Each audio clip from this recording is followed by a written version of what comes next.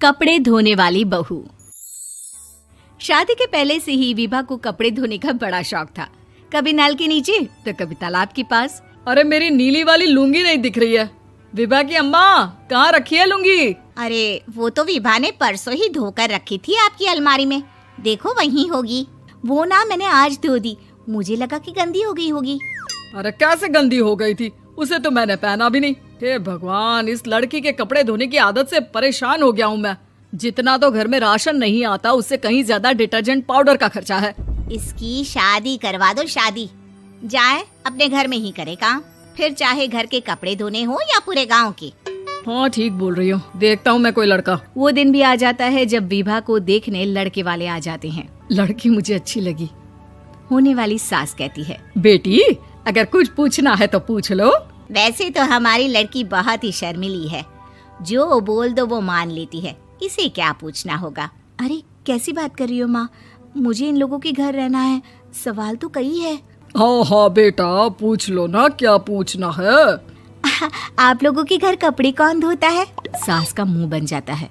देखो, अगर तुम ये कहना चाहती हो कि तुम्हें कपड़े धोने नहीं आते तो सुन लो, कपड़े मैं ही धोती हूँ, लेकिन तुम्हारे आ जाने के बाद मैं रुमाल तक नहीं धोऊंगी। अरे चुप रहना भाग्यवान, बहू बेचारी घर आई नहीं, उसे डराना शुरू कर दिया। वो क्या है ना बिटिया, अभी तक तो ये कल्लू की माँ ही धोती थी, लेकिन अब तुम्हारे पापा तो दहेज में वॉशिंग मशीन देंगे ही। तभी विभा की माँ बोल पड़ती है, सवाल भी पूछा तो क्या। वैसे भाई साहब, मशीन की तो फिर भी कपड़े धोने की कैपेसिटी होती है। मतलब जो बिटिया दे रहे हैं ना विभा, इसे कपड़े धोने का बहुत शौक है। ये आप लोगों के क्या, आस पड़ोस गांव मोहल्ले सबके कपड़े धो दे और उफ तक ना करे। बाहर देखा नहीं आपने कितने कपड़े सूख रहे हैं? सब हमारी बिटिया ने ही तो धोए हैं। बस भी करो ना माँ, शर्म आ रही इतनी तारीफ सुनकर। और तो और एक दाग निकाल कर दिखाओ तो मान जाओ। हाँ अच्छा, माफ करना बेटा, मैंने गलत समझा। हमें तो रिश्ता बहुत पसंद है। और ऐसे जुड़ जाता है रिश्ता कपड़े धोने का शौक रखने वाली विभा का। उसकी शादी हो जाती है कोयला फैक्ट्री में काम करने वाले कल्लू के साथ। शादी के बाद अचानक विभा चिल्लाती हुई सास के पास आती है। सासू माँ, अरे सासू माँ कहाँ है आप? ये तो धोखा है, धोखा दिया आप लोगों ने मुझे। इसे ससुर के चक्कर के बारे में पता चल गया। अरे तो उसमें तुझे क्यों धोखा मिला है? अरे नल में पानी नहीं आता, कपड़े कैसे कब धुलेंगे? अच्छा, तू पानी नहीं आ रहा उसकी बात कर रही है। तो आपने क्या सोचा? कुछ नहीं। अच्छा, तेरी माँ ने कहा था कि कपड़े धोने का शौक है तुझे, याद आया मुझे। शौक बोलकर कपड़े धोने वाले मेरे जुनून को कम ना आके सासू माँ, कपड़ा धोना मेरा गुरूर है। तभी पति भी वहाँ आ जाता है। अभी मैंने इसे सनी देओल की फिल्म दिखाई है, उसी के डायलॉग मार रही है माँ। अच्छा सुन, साफ साफ बता रही हूँ, पानी सुबह 4 से 6 और शाम को 10 से 12 आता है, समझी? विभा टाइमिंग सुनकर हैरान हो जाती है। ये क्या भूतों का मोहल्ला है? सुबह 4 बजे उठकर कौन कपड़े धोता है? 4 बजे टंकी में पानी जाता है, फिर सारा दिन धोना ना, किसने मना किया? अरे कैसी बात कर रही हैं? 200 लीटर की टंकी में कितने कपड़े धो लूंगी मैं, सुबह ही उठ जाऊंगी मैं। अब क्या था, विभा सुबह 4 से लेकर रात के 12 बजे तक कपड़े ही धोती रहती। एक रोज सास पड़ोस से निकलकर कहीं जा रही होती है कि साथ वाली कहती है, हाँ कल्लू की माँ, जरा ये बताओ कि 2 साड़ी है, 2 ब्लाउज और एक पेटीकोट और एक नाड़े वाला लंबा कच्छा। हाँ तो? अरे तो क्या, कितना लोगी धुलाई ये बताओ। धोबन दिख रहे हैं हम क्या? हमारे पति सरकारी नौकरी से अभी रिटायर हुए हैं और बेटा सुपरवाइजर है कोयला फैक्ट्री में। धोबन समझ रखा है हमें?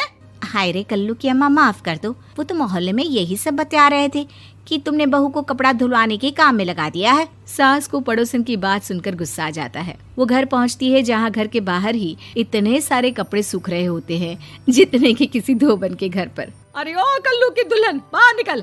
माँ जी यहीं आ जाओ, बाथरूम में चादर धो रहे हैं हम। अरे अभी हम धोते हैं, तुमको बाहर निकलो। ये आस पड़ोस वाले बोल रहे हैं कि हम बहू से कपड़े धुलवा कर उसे कपड़ा धोने वाली बना दिए हैं। अरे छोड़ो ना माँ जी, किन लोगों की बातों में आती हो? आस पास के लोगों का तो काम ही होता है कि वो किसी तरह सास बहू को लड़ा दे।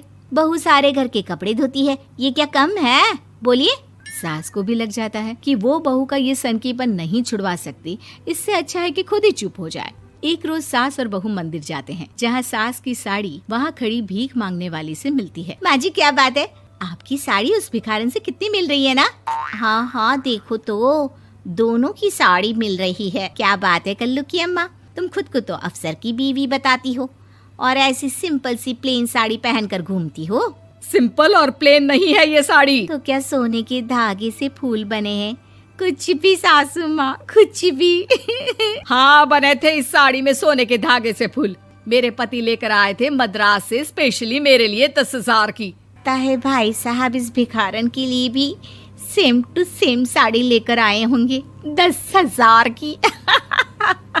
सास उस वक्त तो कुछ नहीं कहती, लेकिन बहू के साथ घर आती है और अलमारी से एल्बम निकाल कर लाती है। ये साड़ी देख रही है, ये वही साड़ी है जिसे मैंने अभी पहना था। इस साड़ी में ये जो चमकदार फूल दिख रहे हैं ना, ये सोने के धागों से काढ़े गए हैं। लेकिन तू लोकल वॉशिंग मशीन ब्रश से घिस घिस कर सारे फूलों को निकाल कर साड़ी प्लेन कर दी। मुझे माफ कर दीजिए सासू माँ। और तो और, जब मैंने तुझे तेरी गलती के लिए कुछ नहीं कहा, लेकिन तूने तो सबके सामने मेरा मजाक ही बना दिया। क्यों? बहू को समझ में आ जाता है कि अब से उसका कपड़े धोना बंद।